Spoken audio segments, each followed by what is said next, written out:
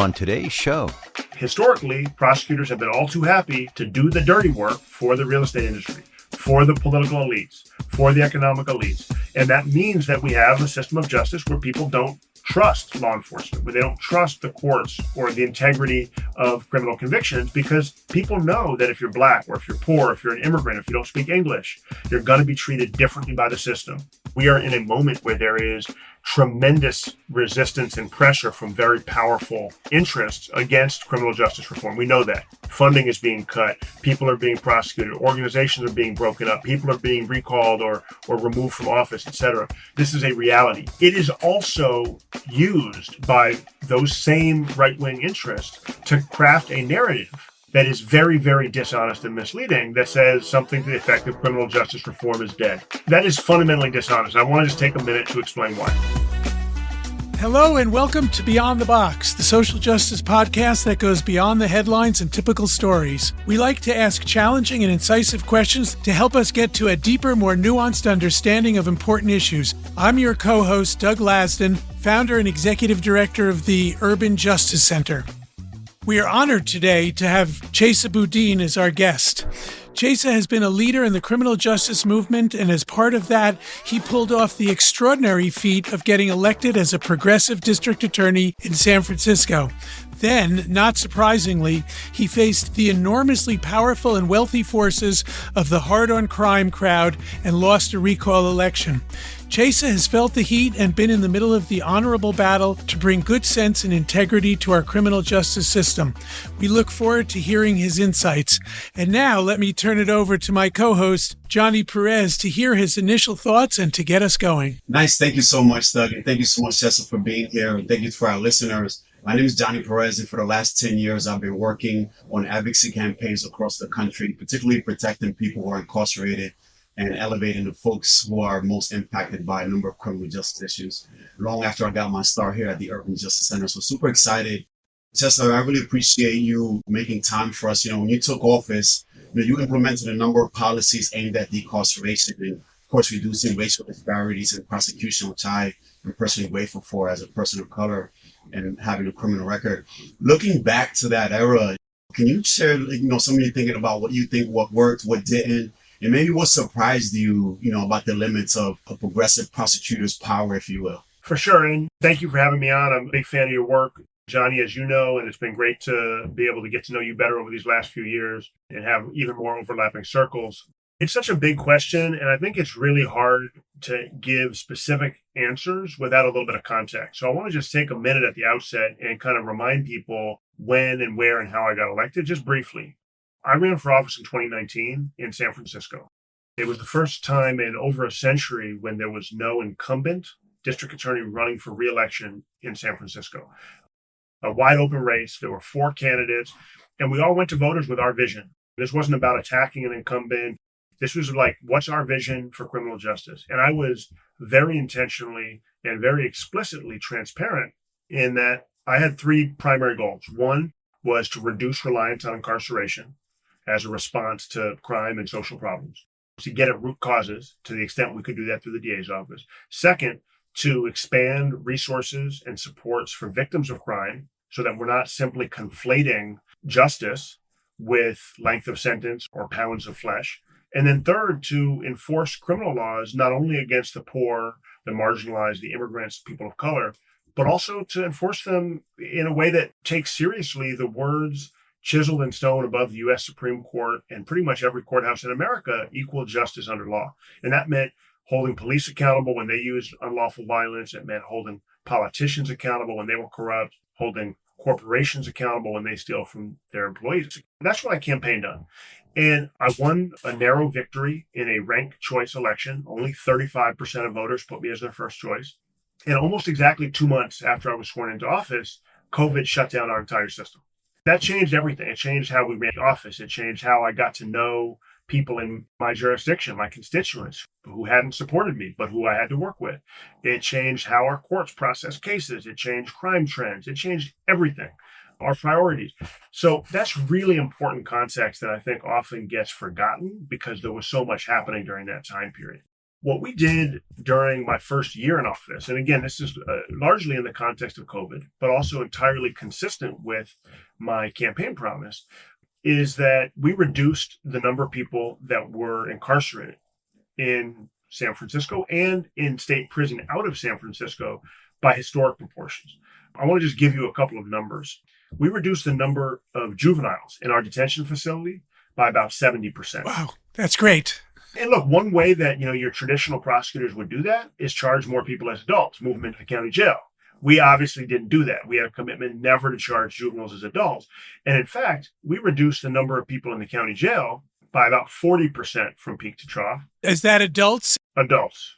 How did you accomplish that? I'll come back to that. I want to give you one other statistic because this is important to think about systems. And often we focus too narrowly when we talk about data. Oh. It's possible that we could have reduced the number of people in jail, to answer your question, Doug, by sending more people to prison quickly, right? Cut deals, send them off to prison. That's not what we did. In fact, we reduced the number of people in state prison from San Francisco County by about 25% during my first year. So basically every single phase or part of the system that we had any control over, we were engaged in a significant reduction of incarceration. And this wasn't just willy-nilly let everybody out. This wasn't what a lot of the kind of crazy right-wing MAGA folks accuse reformers of doing, saying, we don't care about public safety, there's no consequences. Not at all. This was deliberate, it was intentional, it was case by case. So how did we do it? Well, with the adults, which really is the heart and soul of the system. I mean, obviously the other ends are important, but the adult county jail, if you're the DA, that's where you have the most direct control and the largest numbers are moving through. Fundamentally, what we did was two things. One was we went through every single day. We went through a list of people in the jail, and we had people on our team who reviewed and said, why is this person in jail? And do they need to be there to protect public safety? Is there some alternative that we can explore for this person that's available? I like that you give examples because it helps listeners understand how these things actually play out in real life. So just appreciative. I've spent a long time representing the mentally ill and the homeless. And if we find them someplace, they will stop committing crimes and live on the streets. I don't know if you were able to do that. This actually taps into a much bigger, deeper rooted problem I want to talk about. I want to give you the examples that I was going to give, but clearly mental illness and addiction are major drivers of incarceration in the United States. And yes, on the one hand, they're drivers of behavior that we have criminalized in this country, but it's also that we're not intervening. We have no social safety net. We have no services available for people who know they need them, who want them, who are being turned away when they ask for help until they get arrested for a felony. And then they're in jail. Then they have a roof over their head, food, some services, better or worse. But it's really a policy choice and a really, I think, sad reflection of our values that we wait until people commit a felony before we intervene with services and supports that everybody knows they need. Yeah, no question. And that's not just true in San Francisco. That's true across the country. So we can and we should talk more about that. Obviously, reform prosecutors are often talking about root causes. They're often campaigning on homeless shelters and drug treatment. And part of the challenge with that kind of a campaign, which is frankly a challenge that I face, is that you don't really have the budget or the staff or the mandate to build homeless shelters if you're the DA. No. You don't have the ability to oversee drug treatment. And so you can campaign on doing that, on sending people who commit crimes because of addiction to treatment. Did you have a bullhorn for that? I mean, did you get out there and say, we have homeless people, and if we don't build them housing that works, supportive housing works, keeps homeless people off the streets, or you had to sort of stay in your lane? Is that a little bit? Both things. I mean, we had a bullhorn and we used it, and we did press conferences and we tried to convene coalitions, and we went further. We got grant money. We raised money for projects like, let's take restorative justice. We got the biggest grant in the history of the DA's office when I was in office, a $6 million grant to build a restorative justice program that was not primarily housed in my office. It was going to be money given to community groups to do projects and services and interventions that we knew could more effectively and more humanely advance safety than just putting people with mental illness or what have you in cages. Yeah. But there's only so much of that you can do when you're the DA. And especially when you have a hostile mayor or a hostile city council or board of supervisors, there are real limits. And the problem is when you campaign, political problem, when you campaign on saying we need more treatment, we need more shelters, we need more public health care, and then the governing bodies that control the purse and the infrastructure aren't interested, you get blamed. Yeah. You own the problem because you campaigned on it. Oh, that's a terrible part of it. I wanted to ask you about sort of the blame part or the powerful forces against you. Whenever there's an election here in New York, I am always frustrated because all of a sudden, no matter what the criminal crime situation is, we start hearing about how awful crime is and how we have to get tough on crime. And there's a lot of money. There's a lot of lies. There are a lot of distortions. And it's frustrating to me as a voter who's familiar with some of these issues, but you face those powers. Can you talk about who they are, how they do it, and what it was like to be on the receiving end? Where we ask you these big questions, but take it as you will and enlighten us as you think best. I think the main thing that I just want to emphasize is that there is space for people who are upset or scared about crime to be right and have that not lead to the horrible policy conclusions that all too often in this country's history they lead to. What I mean by that is crime is horrible when you're a victim of crime. Crime does have very real consequences for people who are on the receiving end of it and for the families that are connected on all sides. I mean, to victims, to people who caused the harm. That's real. That's true. We don't need to deny that. We don't need to minimize the suffering, the fear, the anxiety that people may feel. To say locking everybody up forever is not the answer. That's not a solution to these problems. And I think also we need to be honest as policymakers about what the data shows us. Let me give you again a concrete example. I went to a town hall when I was DA, and people in the town hall had come to hear from me and the local police captain. And the people who came, it was a public safety town hall. They were people who were concerned about public safety. The people who weren't concerned didn't come. They were watching the Warriors game, right? And I was trying to reassure people. I said, look at the data.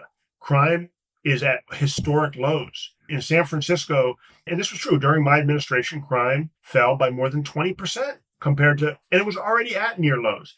So I said to people in the town hall, I understand you're upset. I want to tell you what we're doing. And I want to show you the data that reported crime in this city is at historic lows. It's down by double digits from just a year or a year and a half ago. And, somebody raised their hand and they said, well, my car got broken into yesterday, so I don't care about your statistics.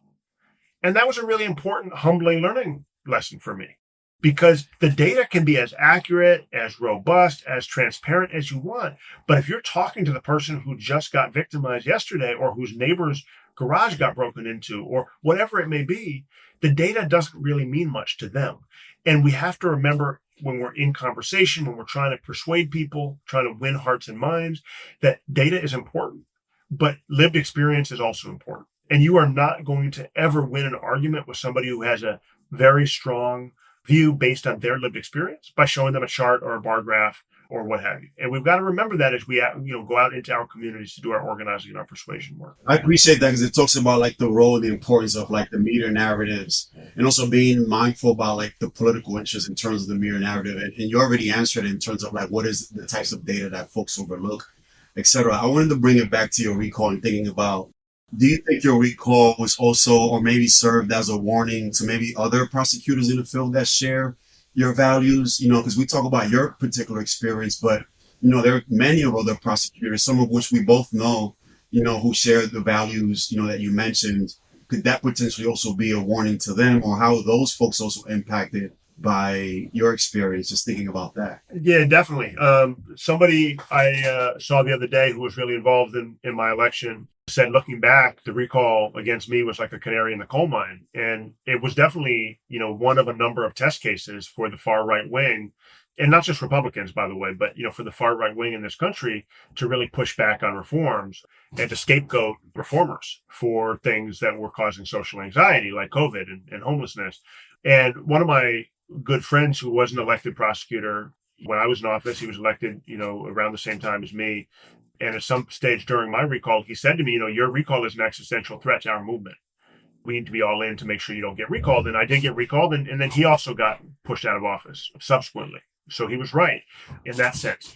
But there's a couple of things that are often, I think, misunderstood in the narrative. And I want to be really clear and I want to be honest. Of course, we are in a moment where there is tremendous resistance and pressure from very powerful interests against criminal justice reform. We know that. Funding is being cut. People are being prosecuted. Organizations are being broken up. People are being recalled or removed from office, etc. This is a reality. It is also used by those same right-wing interests to craft a narrative that is very, very dishonest and misleading, that says something to the effect of criminal justice reform is dead. In my case, they said even in progressive San Francisco, they've had enough of criminal justice reform and they don't want progressive prosecutors.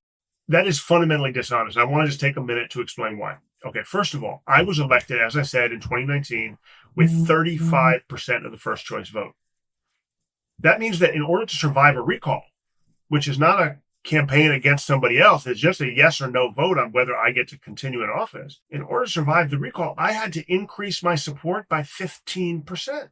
You show me an elected official that in a 2-year window, especially when they're dealing with COVID crisis and when they're running against nobody, they're running against themselves, against fear, against anxiety, against unlimited campaign budget, because there are no limits on what they can spend on recalls. You show me who can increase their margin of victory by 15% in that window. Nobody. Look, even if you include the people who put me as second and third on their ballot in 2019, I only got 42% of the vote. So when I lost in the recall, and we lost, right? We lost. The election came out the way it came out. But we had 45% of the people voting no.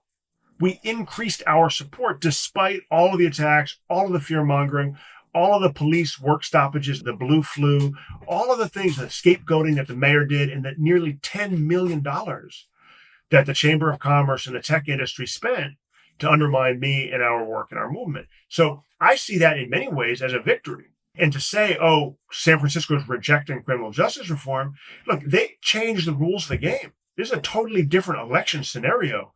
If I was running against another candidate, I would have won. There's no doubt in my mind. Can you talk for a minute about those forces? Who are they and why? What is their interest in being so tough on crime and what I think distorting the crime statistics and not paying attention to the data? Who is that and why? Yeah, and I want to be really clear. This is not actually people who are being tough on crime. You know, my dad, who did 40 years in prison, he says that I got recalled not for being soft on crime, but for being too tough on the wrong kinds of crime, right? I was prosecuting police. I was prosecuting landlords that failed to follow code in the buildings they maintained. I was prosecuting politicians who were involved in corruption. I was prosecuting billion-dollar corporations for systematically misclassifying their employees to steal from them. And that made me powerful enemies. That's the reality. This is not about being soft on crime. The reality is the thing that is most dangerous about progressive prosecutors to the right wing, to the establishment, to deeply embedded billionaire interests is that we're not only prosecuting poor people.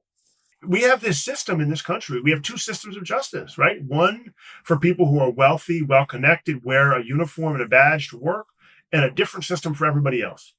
And that is a system that has allowed those with wealth and power to maintain and grow their wealth and power, right? And it's scary when somebody comes in and says, hey, just because you're a police officer doesn't mean you can shoot and kill somebody who's unarmed and running away from you. Just because you're the CEO of a company doesn't mean you just get to ignore the laws. That is very, very threatening to them. They are used to owning the politicians. They are used to owning the people that write the laws. And when somebody comes in and says equal justice under law, and they mean it, that is very threatening. So who are the people who funded my recall? Well, it was the real estate industry. They are deeply invested in gentrification and using the criminal justice system to destabilize poor communities of color and force people out of their rent control or long-term housing so that they can redevelop those neighborhoods and bring in the highest bidders. It was many people in the tech industry, which at the time people said, oh, we're Democrats, we're progressive, we just think you're doing it badly. Well, look at who those people were. David Sachs was one of the biggest individual donors to the recall, and he's now in the Trump administration. William Oberndorf, a major donor to Mitch McConnell's effort to take control of the Senate over the 4 or 5 years prior to my recall. San Francisco hedge fund billionaire who helped ensure that the Republicans could stack the Supreme Court and overturn Roe v. Wade. Those are not San Francisco values. Those are elite, isolated, off in a bubble somewhere of their own billion-dollar making values that do not reflect our values, that do not represent San Francisco or the country as a whole, but that were able to buy the outcome of a race when there was no other candidate on the ballot. Thank you for pouring into us like this and really identifying like these dichotomies, right? These double standards in terms of like how crime is even identified and who gets to serve time for their crimes and who even gets prosecuted for their crimes. If someone were to be running, for DA today on a progressive platform today, what advice would you give them knowing what you know now? I think so much of this, and this is true in any area of politics, this isn't just, with criminal justice or DA races, right? With any area of politics, the political winds change, the pendulum swings. And so, in 2018, 2019, early 2020, everybody was running and calling themselves a progressive. You look at the presidential race and the kinds of things that Democrats were saying in 2020, they were all tripping over themselves to show they were really progressive and they were reformers on police accountability. Major Fortune 500 companies were branding themselves as in favor of Black Lives Matter. Like, this is going to sound funny, but I currently work at Berkeley Law School. I run a research center there, and there's a faculty lounge where sometimes people meet for lunch or coffee. It's like run like a restaurant, basically. And on the door, they have the usual stickers that show which credit cards they accept, Visa, MasterCard, American Express. And it just so happens that the American Express sticker that they have is from 2020. And it says, it's a sticker that American Express sent around that says American Express, Black Lives Matter. Now, can you imagine any of these major national financial services companies putting out that kind of branded material today? Absolutely not. We saw it too in fundraising. For years, we got no money from corporations or very little. And then all of a sudden, corporations needed to be in the justice business and we were getting money. Yeah. Let me just finish the point. That's exactly right. So in 2019, 2020, the advice would have been show that you're progressive, be front and center, lean into it, identify that way, get endorsements that kind of validate that, commit to very specific across the board policies like never charge the death penalty, never charge juveniles as adults. Today, if you want to win, you have to take a different approach. It's a different political moment. And obviously it's a very local considerations, local, elections. But big picture, I think this is a moment where you have to be, you have to tack a little bit more to the center in terms of what your commitments are and how flexible you're going to be on certain kinds of policies if you want to win. I think it was part Black Lives Matter, but it was also part, there was a developing consensus that mass incarceration had gotten carried away. And we saw people like the Koch brothers supporting reducing incarceration. This isn't really a fair question, but is there anything we can do to sort of get back to that moment? Any way to ignite a more progressive viewpoint of some of these things? I think it's really easy to get caught up in the moment and to be anxious and depressed and to feel all we fought for over decades is slipping away from us. And to be clear, this is a difficult moment. This is a dark moment. This is what the I.N.E. Collective and Seasons of Change organizers talk about as the winter. I don't want to shy away from that reality, but I also don't want to be too cynical or too pessimistic because that leads us to what? To throw up our hands and give up and stop fighting. And so I want to kind of answer your question with a couple quick points. First of all, we fight not because we think we're going to win today or tomorrow. We fight not because we think we're going to win in our lifetime, but because it is the right thing to do, because it's what gives meaning to our lives and what gives dignity and respect and courage to those whose lives we touch. That's the first point. The second point is, as difficult, as dark as it may feel today for people who are committed to criminal justice work, just remember, for those people who've been doing this work like Johnny has for so long, remember what it was like 10, 20, 30 years ago. Remember when the term mass incarceration was not understood, was not used by the media, was not recognized outside of the most narrow organizing circles. Today, it is mainstream lexicon. Everybody talks about it, even as you said, billionaire conservatives talk about it and talk about it being problematic in some instances because of the cost, the financial cost.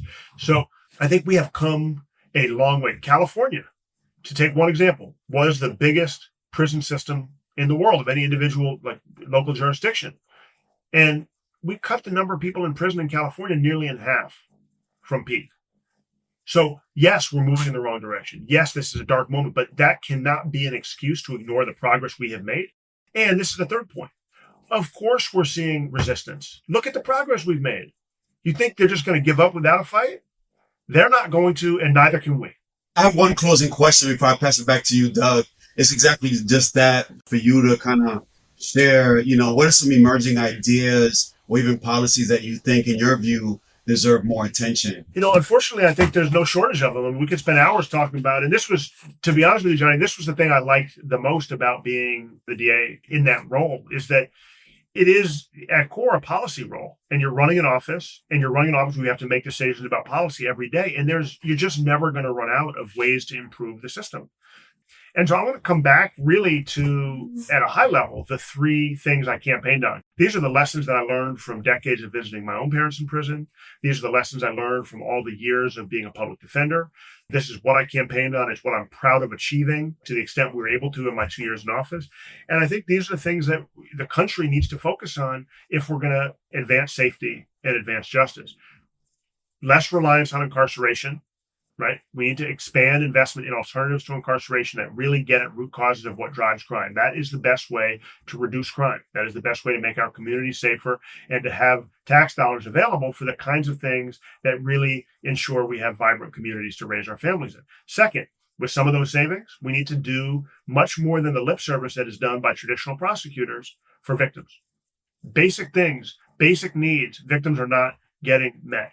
And this is a policy choice to invest in building jails and prisons, to invest in punishment, rather than to invest in healing. And we know that all too often the people who are victims of crimes today are being prosecuted for crimes tomorrow. These are people in the same communities. These are people on one side and then the other of criminal cases.